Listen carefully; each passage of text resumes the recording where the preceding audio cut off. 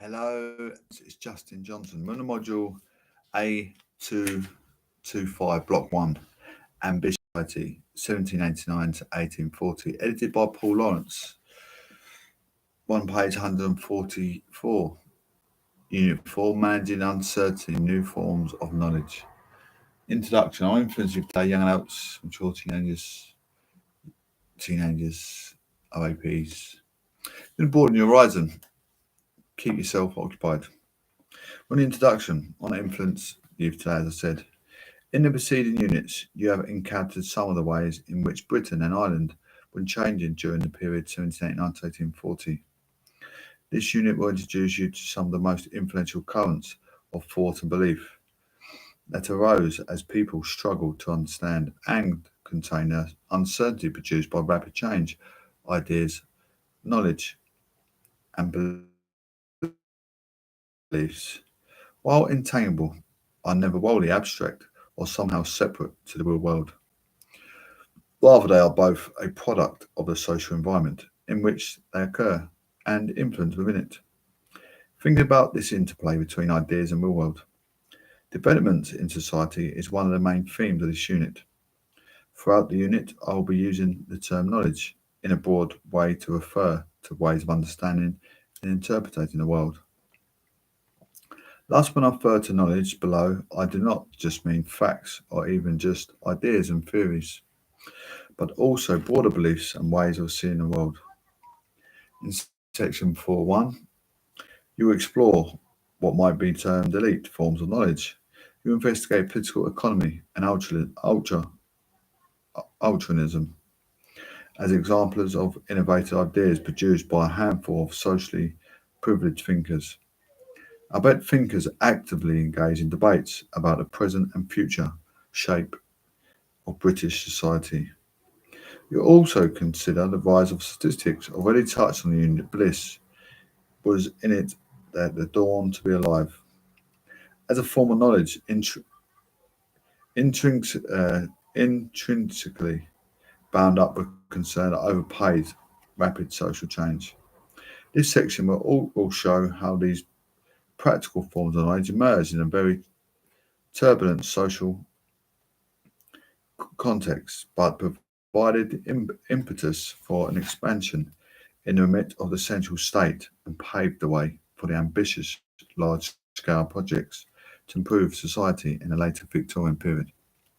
Section 4.2, you will investigate more diffuse but equally influential currents of thought and belief that were not particularly concerned while maximising the efficiency of the state or with boosting industrial productivity. You will study religious belief first, in particular evangelism, as an example of the form of knowledge that prompted significant social change. The unit will then introduce you to Roman Romanticism, when, which can in many ways be seen as a direct response to the more rational or scientific forms of knowledge and outlined in the preceding section. Both Romanticism and evangelism can be seen in some ways as a reaction to the rationality of political economy and altruism. Section 4.3, you explore further what might be termed the material life of ideas, the ways in which ideas and beliefs become immanent in the material world. The section will focus on how new knowledge become embodied in new institutions, workhouses, museums, and galleries. Prisons and schools, none of these types of intuition being particularly prevalent before then. The birth of the modern prison will be explored in detail as a case study that demonstrates how ideas and beliefs interacted with each other factors, such as pragmatism, on the part of reformers to produce institutional and other forms of social change.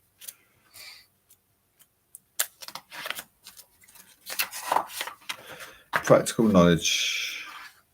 From the 1750s onwards, it is possible to discern a number of new intellectual currents in Britain and Ireland, which were influenced by and situated within broader patterns of thought in the wider world. The 18th century had witnessed the culmination of the Enlightenment, a movement that had dominated the world of ideas in Europe and which sought to instill reason as the primary source of authority. The Enlightenment was associated with a belief in human progress, with empiricism, a focus on evidence, and with an increasing questioning of monarchical and religious orthodoxy.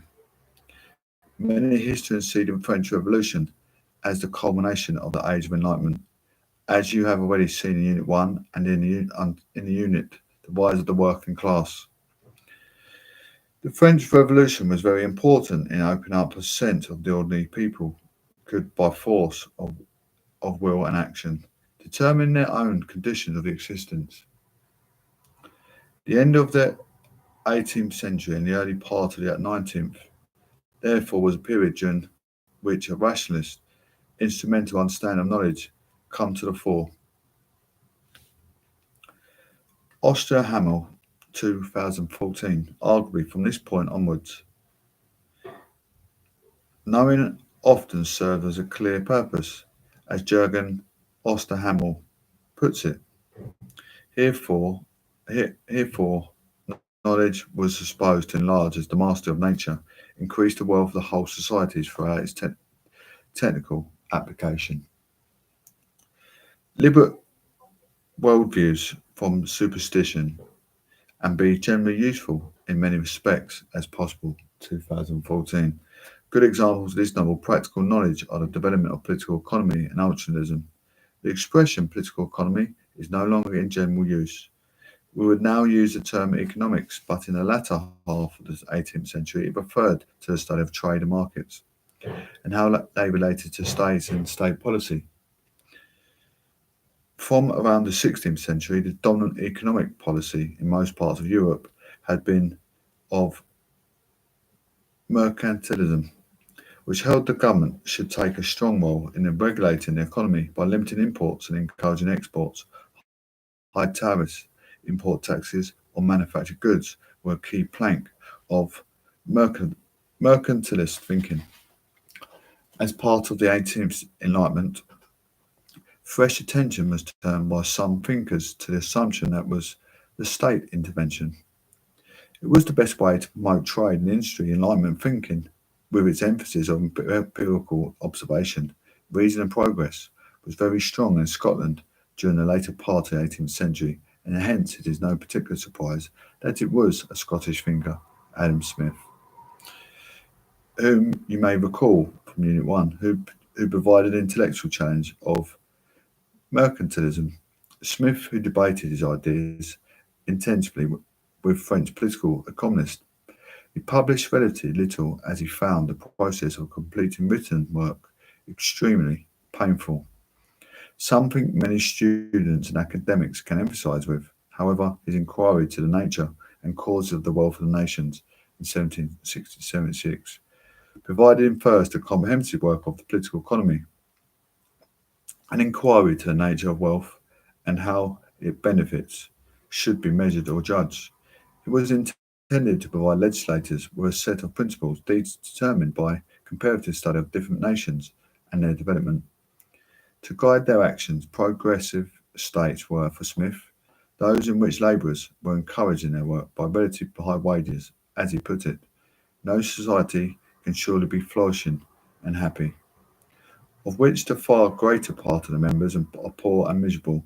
They who, they who feed, clothe, and lodge the whole body of the people, to such a share of the produce of their own labour as to be themselves tolerably well fed, clothed, and lodged.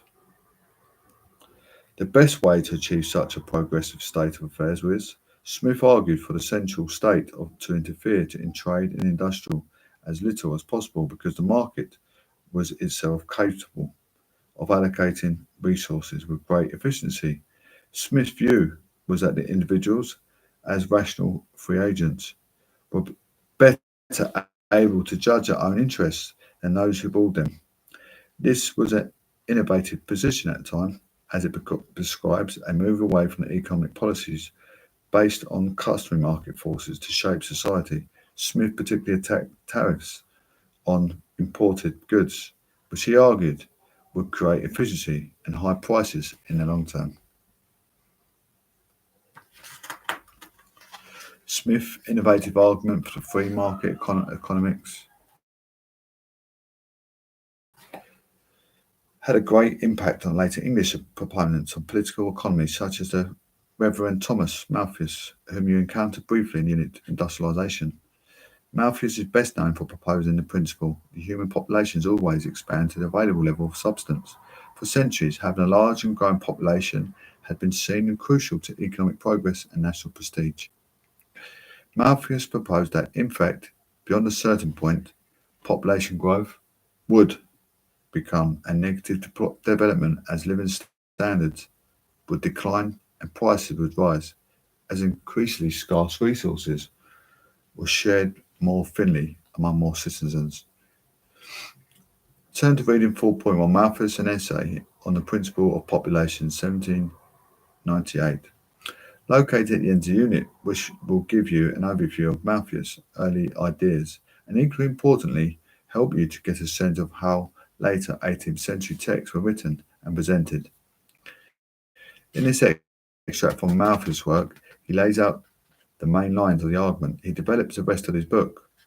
I would suggest you read the extract through once quickly without making notes, then go back and read it again and consider the following questions. What are the two main propositions Malthus advances? He calls them postulator, and how do they act together to underpin his gloomy predictions? How much evidence does Malthus supply for his assertions in his extract? Malthus proposes that the earth has only a finite capacity to produce food and other resources connected with a good life. While improvements can be made in this productive capacity, these tend to happen only gradually, or arithmetically, as he puts it. By contrast, human populations tend to grow exponentially or geometrically, to use his terminology. Hence, he forces in the first essay that crude limits will be placed on human advancement by food supplies. Malthus proceeds by advancing a reasoned argument, but without the use of statistical data or other forms of evidence. They are not a feature in the rest of the work either. It soon became apparent to Malthus that the problems of agricultural production were intimately bound up with the other variables that underlay economic growth, notably the relationship between agriculture, manufacturing and foreign trade, and the connection between rents, profits, wages, and the price of goods and services. Winches, page 57. Malthus thus soon moved from the population theory to political economy, coming to consider in a later work the most desirable course that economic growth and occupational pattern of the British economy should take. The example of political economy shows, I think, how key thinkers come to be influential in public debates about the role of the state in economic life. For example, Smith's Wealth of Nations had a profound influence on Prime Minister William Pitt the Younger, and thus played a role in Pitt's negotiation of the Eden Treaty with France in 1786, which set up a system to reduce tariffs on goods from either country. Pitt being one of them, the prime movers behind the treaty. Later, Malthus was one of the founding members of the Political Economy Club, set up at the Freemasons Tavern in London in April 21, explicitly to try to settle the core principles of the doctrine and to the increased influence of its adherents.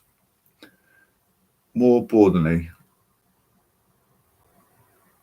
the development of the field of political economy was a step in the way of creating mid-Victorian confidence that the problems associated with urbanisation and industrialisation could best be tackled by experts well versed in studying the interplay between the state, economy and the law. Another influential concept developed alongside that of the political economy and provided a similar boost to the hand of the central state was the last Altruism. Altruism is most closely associated with the philosopher and reformer Jeremy Bentham, to whom you were introduced in Unit 1, the Scottish political theorist James Mill, 1773-1836,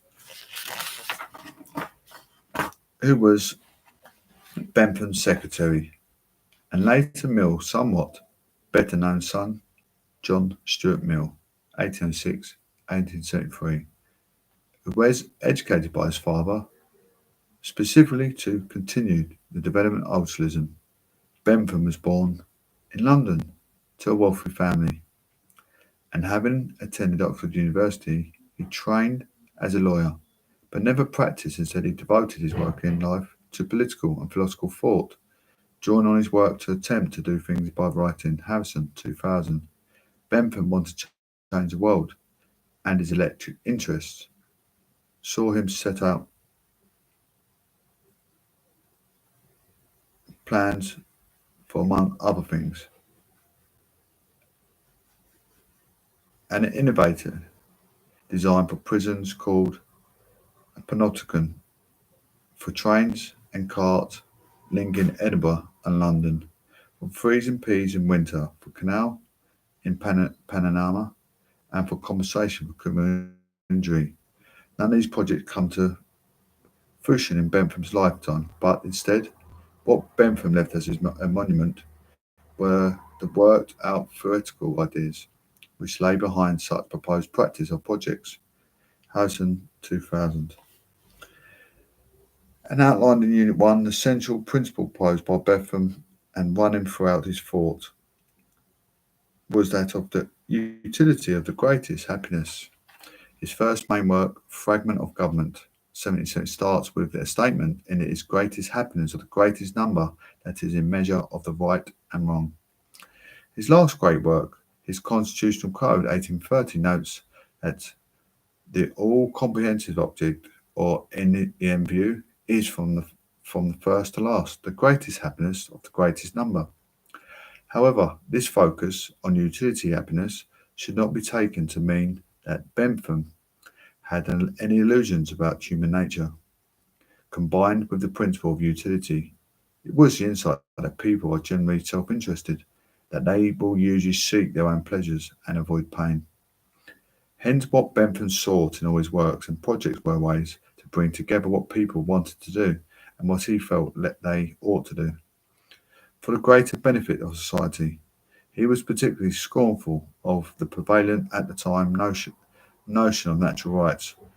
Both the American Declaration of Independence and the French Revolution's Declaration of the Rights of Man had claimed that citizens had certainly naturally occurring unassailable rights, propositions taken up by the British radicals of the 1790s, whom you encountered in Unit 3. Bentham, however, described this proposition, calling it nonsense, upon Smith Schofield 2003.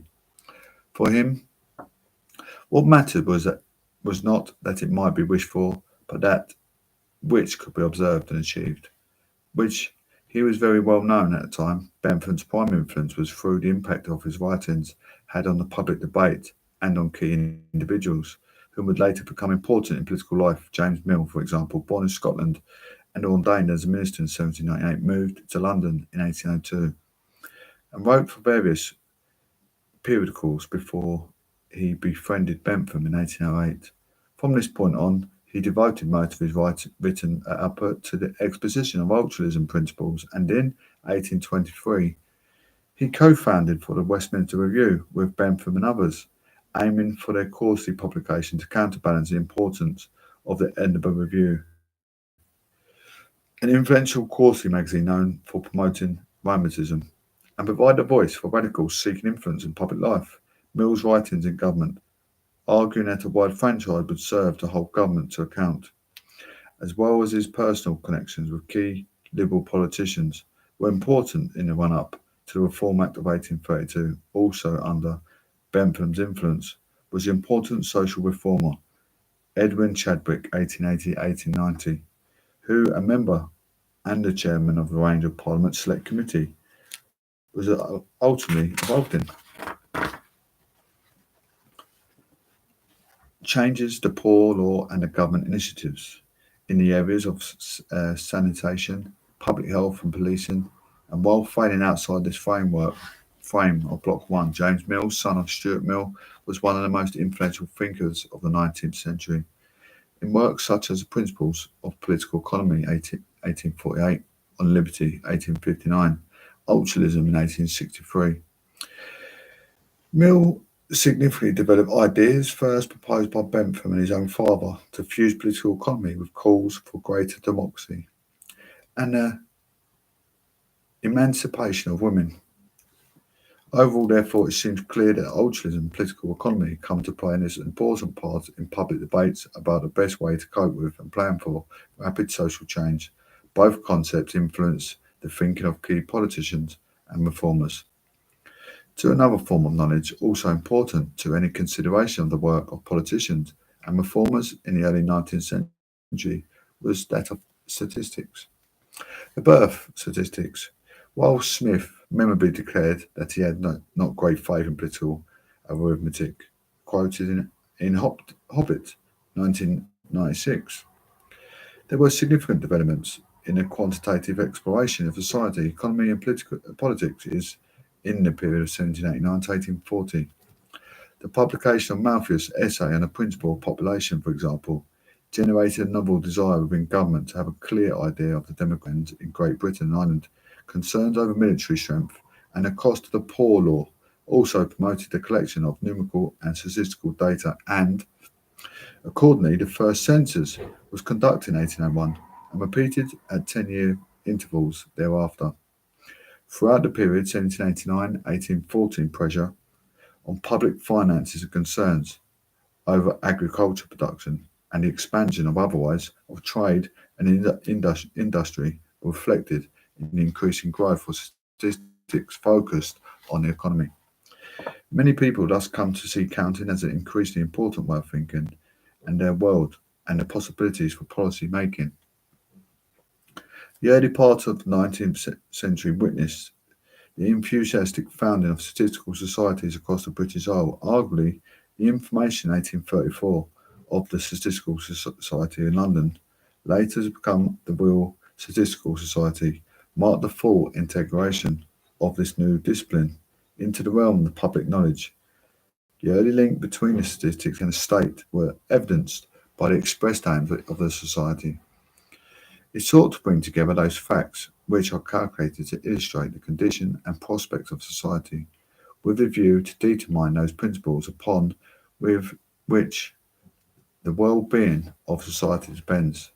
The Statistical Society of London, 1838, many of the ambitious new laws and projects undertaken by the government during the period of 1840 were underpinned by new statistical data. Moving beyond the collection of statistical data, this period also witnessed the birth of the graphical representation of data. You have already encountered graphs in this module, Unit 2 and 3, and the use of such visual representation of data owes much to the work of William Playfair, 1750-1823, a Scottish engineer, political economist and scoundrel. Spence and Weiner, 2001. Playfair invented the line graph as the bar chart or the pie chart, and between found time to the work with James Watt in preparing drawings for steam engines, to set up a silversmithing business that failed, to start a private bank that also failed, and, perhaps most remarkably, to participate in the storming of the Bastille in 1789. As Playfair explained, the advantage gained by geographical methods of representation he developed was not that it gave a more accurate statement than by figures, but rather it gave a more simple and permanent idea of gradual progress and a comparative amounts and different periods. It did this by presenting to the eye a figure, the proportions of which correspond with the amount of the sums intended to be expressed. This mode unites proportion, progression, and quantity, all under one simple impression of vision, and consequently one act of memory. Playfair, 1786. Original emphasis is an example of Playfair's early work, which you will consider in more detail in exercise 4.2. For the information given, answer the following questions. What does the graph represent? How successfully does it do this? In your opinion, spend no more than 10 minutes on this.